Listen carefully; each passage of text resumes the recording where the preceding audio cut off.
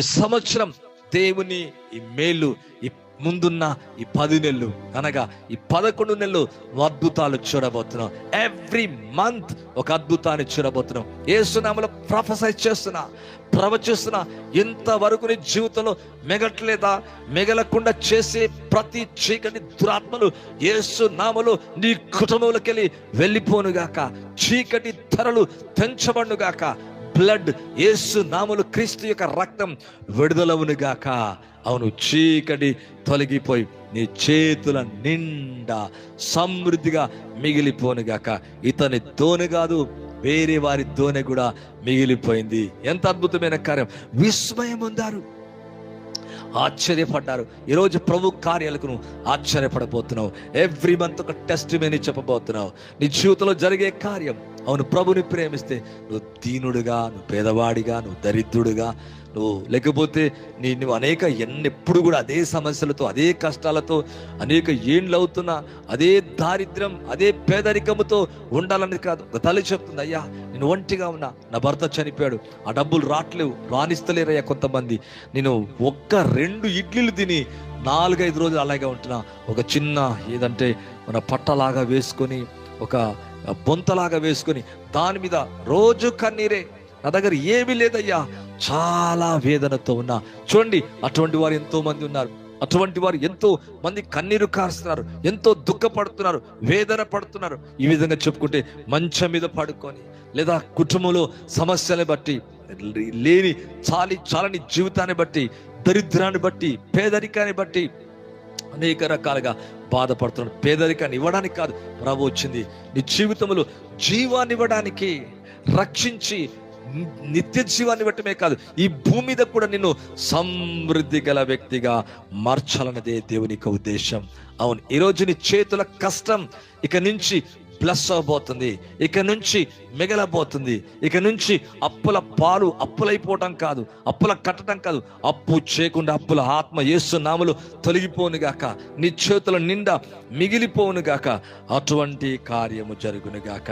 2వ రాజుల గ్రంథం దేవుని యొక్క వాక్యములో కనుక చూసినట్లయితే, బైబిల్ చూస్తే 2 కింగ్స్ 2వ రాజుల గ్రంథం 4వ అధ్యాయము 43వ వచనం చూస్తుండండి. 4:43 దేవుని యొక్క వాక్యంలో కనుక చూస్తే, అయితే అతని పనివాడు 100 మంది వండించుటకు ఎంత అని చెప్పగా, అతడు వారు తినగా మిగులునని యెహోవా సెలవిచ్చుచున్నాడు కనుక జనులు భోజనము చేయనట్లు వడ్డించమని వారికి ఆజ్ఞ ఇచ్చెను. ఇక్కడ ఎలీషా దగ్గర కొంతమంది మరొక వ్యక్తి వచ్చాడు. అతడు మరి ప్రవక్తగా గుర్తుపట్టాడు.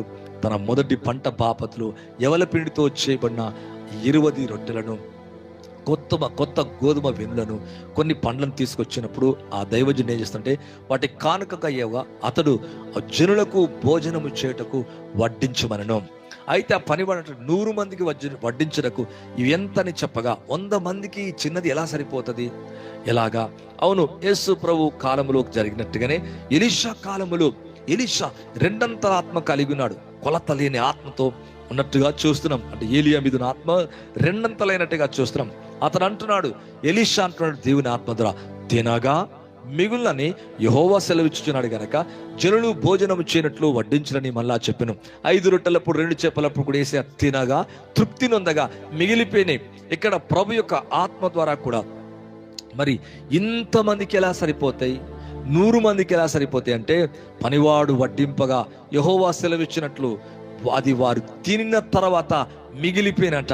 అవును, ప్రవక్తకి ఇచ్చినప్పుడు, నిజంగా మంచి దైవజనులకి ఇచ్చినప్పుడు మన జీవితంలో కార్యాలు జరుగుతాయి.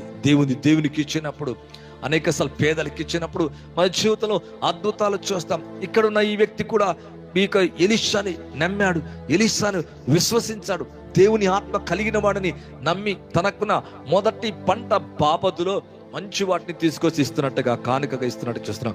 అతనేం తినలే కానీ అక్కడున్న వారికి ఇస్తున్నట్టుగా చూస్తున్నాం. అక్కడ తనతో ఉన్న శిష్యులకు, పని వాళ్ళకి ఇస్తున్నట్టుగా చూస్తున్నాం. పనివాడంట 100 మందికి, తన చుట్టూ 100 మంది ఉన్నారంట, వడ్డించడానికి ఇవి ఎంత అని చెప్పగా అతడు తినగా మిగులని యెహోవా సెలవిచ్చుచున్నాడు. ఈ సంవత్సరం తినగా, నువ్వు తృప్తి పొందగా, ఇంకా మిగిలేలాగా ప్రభు చేయబోతున్నాడు. ఈ లైవ్ ద్వారా యేసు నామములో ప్రవచిస్తున్నా, నువ్వు తినగా తృప్తి నొందగా, మిగలటం లేదా తగులుతుందా? ఇక నుంచి అలా జరగదంట. మిగిలిపోయే కృప చూపించబోతున్నాడు. చూడండి, రెండవ దినవృత్తాంతాల గ్రంథం 31వ అధ్యాయం 10వ వచనం, 31:10.